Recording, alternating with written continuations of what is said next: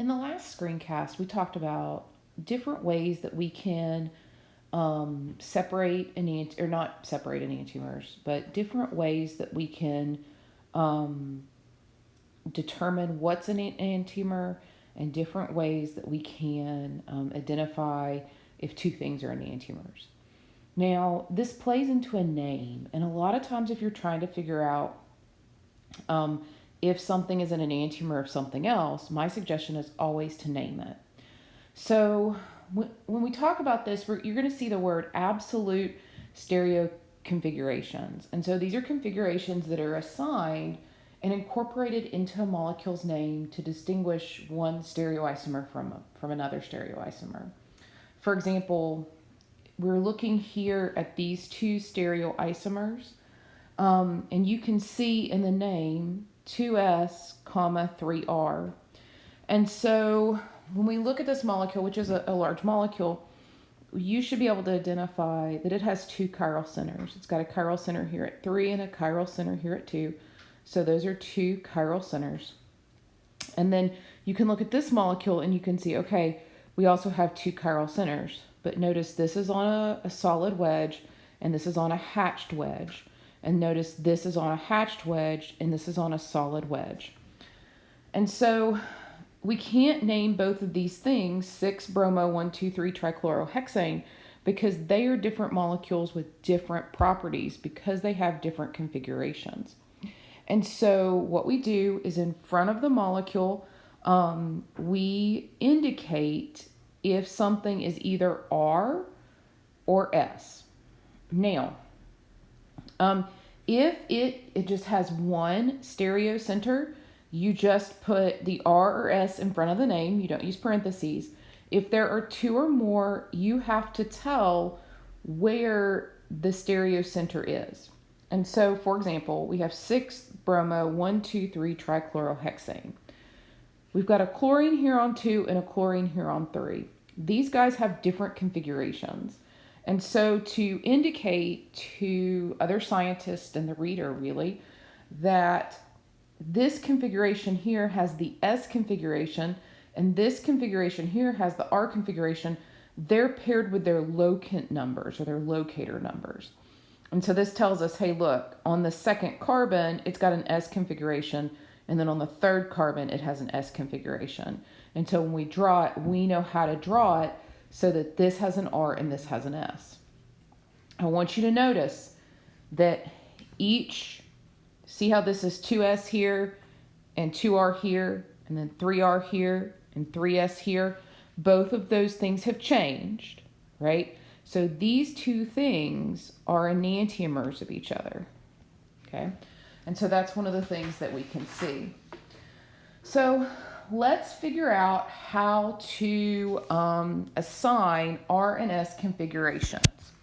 So to assign these absolute configurations, we are going to use a collection of rules called the Kohn-Ingold Prelog system. And these guys, it's a fairly good system. This is the first book that I've ever had that used the name for it, so it's kind of wild to me, but that's okay. So here's what we're going to do. We are going to assign priorities 1 through 4 to the substituents. And so what does that kind of mean? Well, the highest priority is 1, and the lowest priority is 4. Now, we assign priorities based on atomic number, okay? So this is based on atomic number. So the higher the atomic number, the higher the priority. You want to Okay, so if there was a jump there, it's because there was a cat who pushed a button and turned off the iPad. So we're just gonna reset so that you don't miss anything. So I've said, hey, look, we're gonna assign priorities 1 to 4 to the substituent. The highest priority is 1, the lowest priority is 4. It's gonna be based on atomic number. The higher the atomic number, the higher the priority. We're going to orient the molecules properly so the lowest priority substituent points away. This means you want the lowest priority on the hatched wedge that looks like that. So you want it to be on the hatched wedge. And then you observe the arrangement of substituents 1 through 3 and assign the configuration as R or S. So if the substituents have priorities 1 through 3 are arranged clockwise, then the chiral center is the R configuration. Now, this R configuration, the reason it's called R is it derives from Latin, in which rectus means right. And so that's the R configuration. I love this analogy. Think about it like turning a steering wheel. If you turn a steering wheel to the right, it's going to have the R configuration, right? So we turn the steering wheel to the right. We're going to turn right in the car when we turn the steering wheel to the right, and our molecule has the R configuration. If the substituents are arranged counterclockwise, then the chiral center is assigned the S configuration.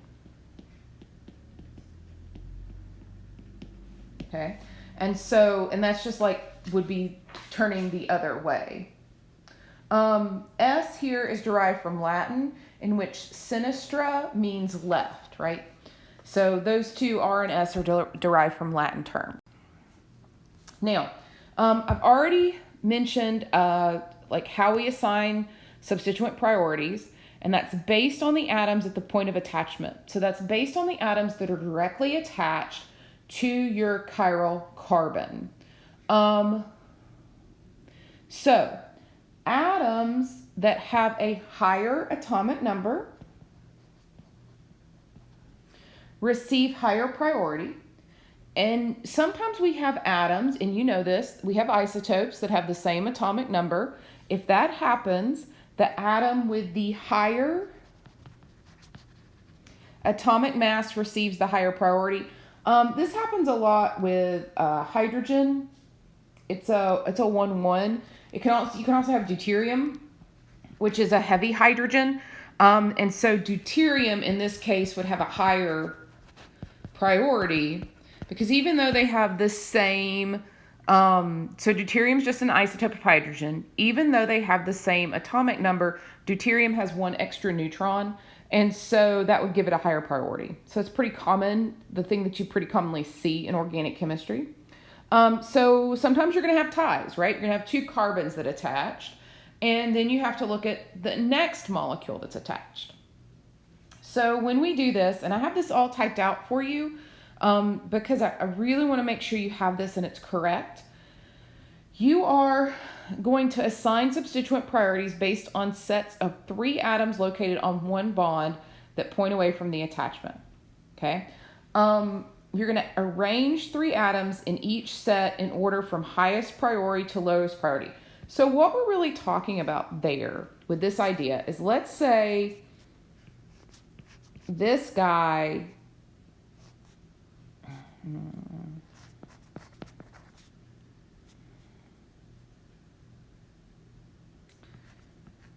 I have done poor things. Okay, let's try again.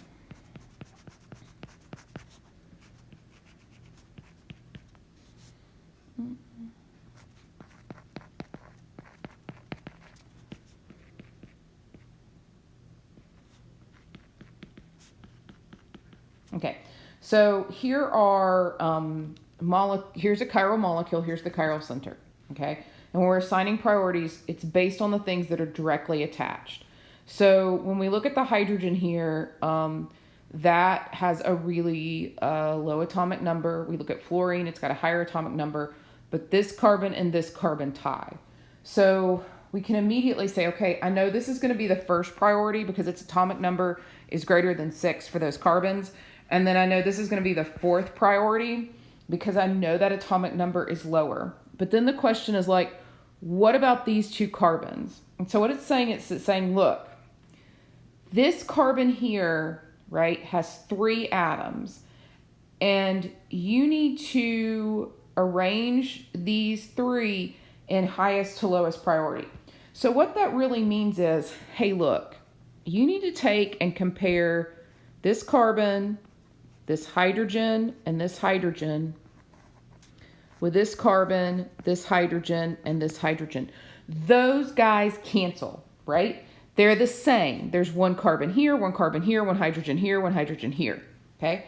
Then, that's a tie. So now we're going to move on to the next one.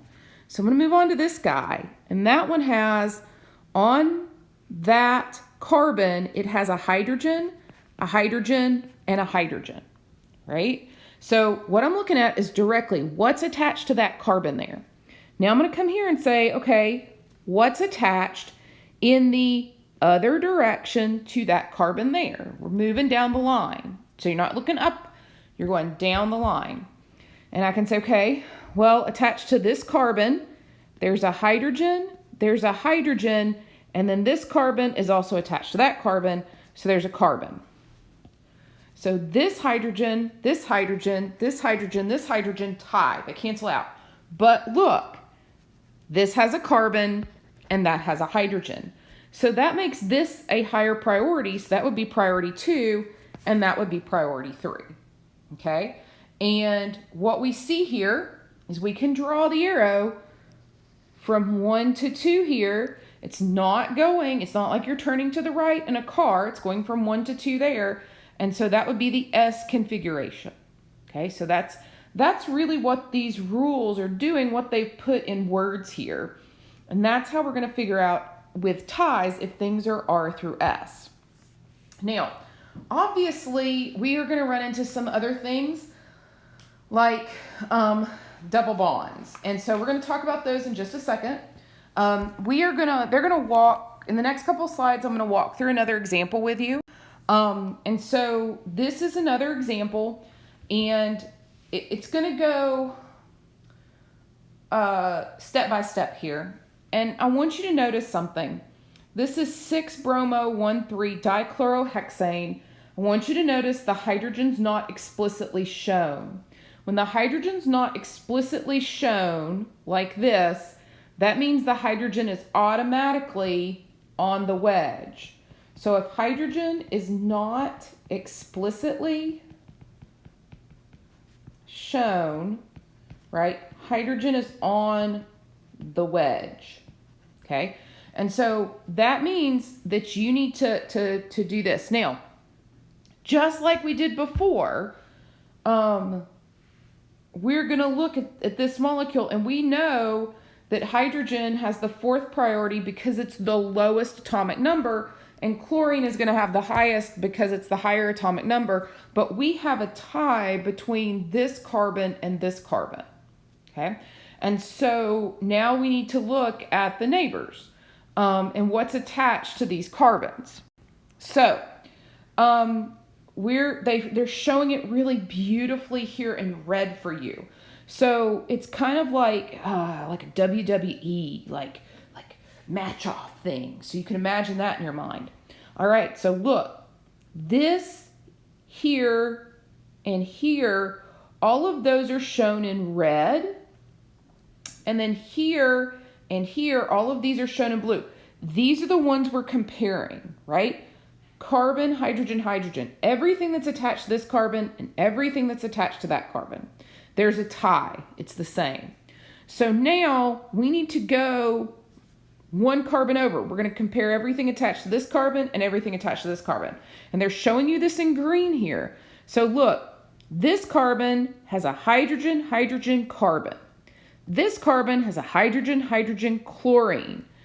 What you're going to notice here are those hydrogens cancel each other, right? There's one hydrogen here, one hydrogen here, one hydrogen here, one hydrogen here. So you have to decide, can the chlorine beat that carbon? And it absolutely can. And so that helps us know, hey, look, this will be our 2nd and that will be our 3rd position. Okay, because remember that hydrogen was 4th and the chlorine was 1. So that means, right, we are going to draw from the 1 to the 2. You can draw past a 4, but you cannot draw past a 3.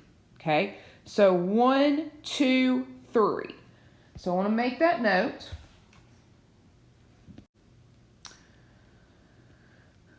So if there's a jump there, I just had to pause it to catch up with my lecture notes because I got real excited. So you can draw past a fourth position. Okay, so what you're going to do is you're going to draw the arrow from 1 to 2. Okay, so first priority to second priority, you can draw past a 4, but never past a 3. And so that's what we see here. So this goes as it's a counterclockwise. And so that means the name of this, and I said earlier that you're not going to do parentheses, you are going to do parentheses, R6 bromo. You don't have to do the number though. 1,3-dichlorohexane. So this is how you're going to name it. It should come as no shock to anyone that you are going to have to name this on a test, right? So just, and we'll work on this in class and we'll work on this in lab, but this will be something that you will see. We talked before about substituents with double and triple bonds and kind of like what do we do with those and how are they treated? Well, when you look at this, if we are looking at a substituent, like for example, if we're looking at this guy right here to figure out if he is going to have a higher priority or not, we can already see he's bonded to one hydrogen, but there's a double bond to that other carbon over there. That's treated as if he were bonded to 2 carbons. So carbon, carbon. And that's what they're showing you here. It's like, oh, hey, he's bonded to 1 carbon, and then that's the second carbon, and there's the hydrogen. So he would be bonded to a carbon, hydrogen, carbon. That's how that's treated. Same thing here. If you were trying to evaluate this guy right here, it would be as though he were bound to a hydrogen, then a nitrogen, and another nitrogen. Okay? If you were evaluating who was bonded to that nitrogen there, right? It would be as though he were bound to a carbon, because it's a double bond to a carbon, and then a hydrogen. Okay.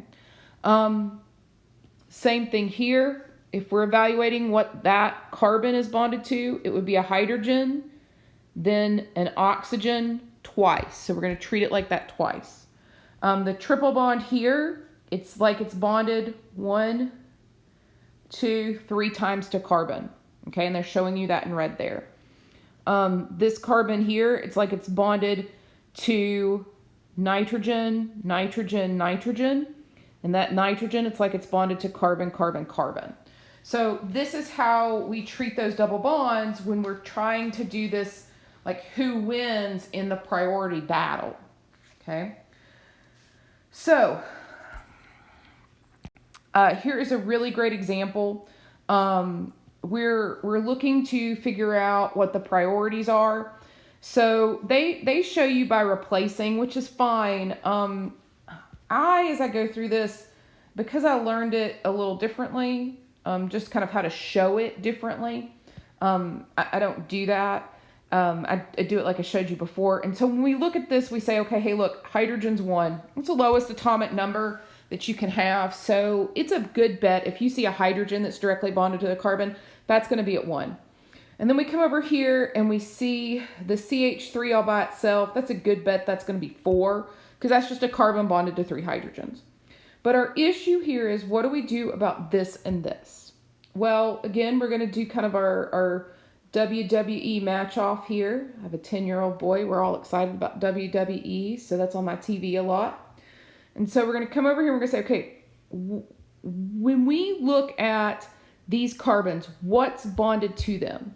Well, this carbon here on the left is bonded to 2 hydrogens directly off and then 1 carbon. This one bonded on the right is bonded to 1 hydrogen, but then it's bonded to that double bond. And so we treat it as 2 bonds to the carbon. So when we evaluate this, we say, look, that hydrogen cancels out, this carbon cancels out, and this carbon can beat that hydrogen. So that means that's a second priority, and this is a third priority, right? And so we can draw this way, And so when we draw that way, that should be an S, right? Because we're not turning the wheel to the right, we're turning the wheel to the left. So that configuration there is the S. Now, I am gonna do something different than your book does. This is a technique used in a different textbook, and your book sort of half does it, but I find that it's really confusing. And so if you want to read about how it's done in the book, or if there's another way, you're more than welcome to. But I think this is honestly the best way to do it. So maybe the burning question in your heart is, what do we do when the lowest priority is not on that hatched wedge or that dashed wedge? Well, if the fourth priority substituent is not on the hatched wedge, exchange the fourth priority substituent with a substituent on the hatched wedge. Then determine whether the first, second, or third priority substituents are arranged clockwise or counterclockwise, so draw the arrow, and reverse that arrangement before assigning R or S. Remember, you can draw past the fourth position, but never a third position. So I want to do some examples like this. So I want us to look at this molecule here. So let's say we've got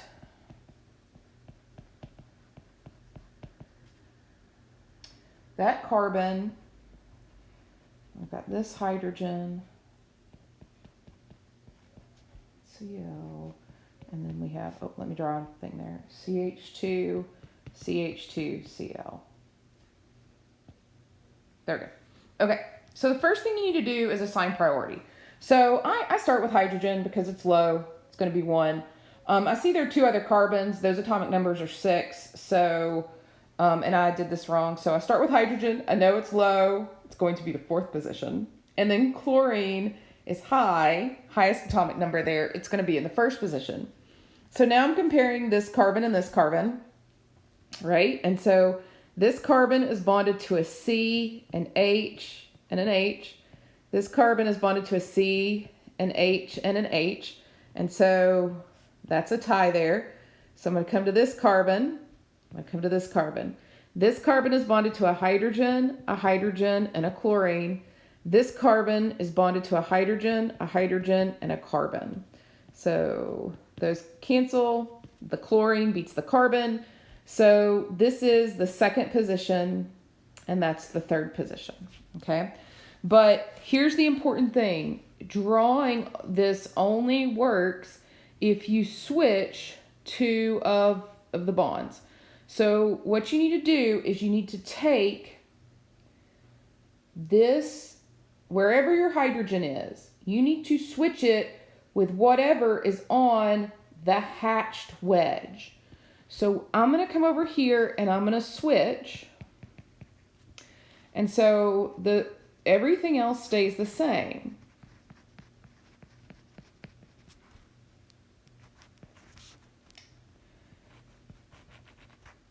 So we've got the chlorine there, the hatch there, the CH2, CH2, Cl. Now, when you switch 2 bonds like that, when you switch 2 bonds, you form the enantiomer. Okay, so this molecule is the enantiomer of this molecule. Now, the relative positions, or the priorities here did not change. Okay, so when we look here, we can draw past a 4, but not a 3. We're going to draw from 1 to 2. So we're going to go that way. So that means that is the R enantiomer. Okay. That means the original had to be the S enantiomer.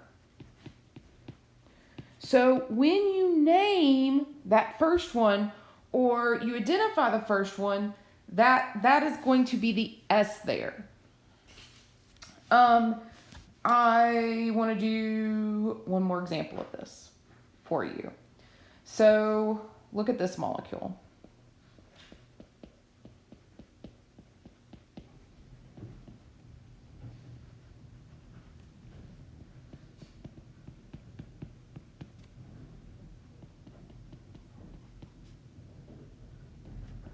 Okay, so when we look at this molecule, again, this is the 4th, this is the 1. We're not doing anything weird with priorities. This is the 2 position, and that's the 3rd priority. Okay, so what we're going to do is that hydrogen is not on the dashed wedge, so we are going to switch these two. When we switch two substituents, we form the enantiomer. That's what we do. And so we come over here and we're like, great, we've switched those two. There's an H, there's a Cl. Nothing else switches.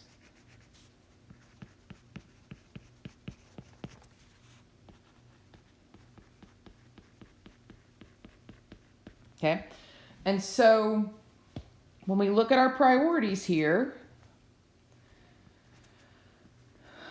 right, we're going to draw from the 1 to the 2, past the 4.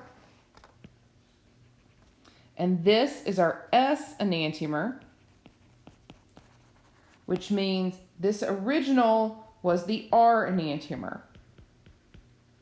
Okay, so when you do this, if that lowest priority is not on that dashed wedge, you have to switch. And the key is understanding if you switch these two, you've made the enantiomer.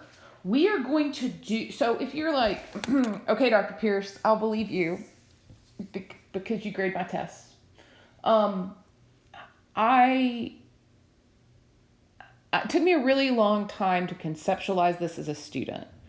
So we are going to do a lab where you switch the 2 bonds and then compare it and figure out if you've made the enantiomer or not.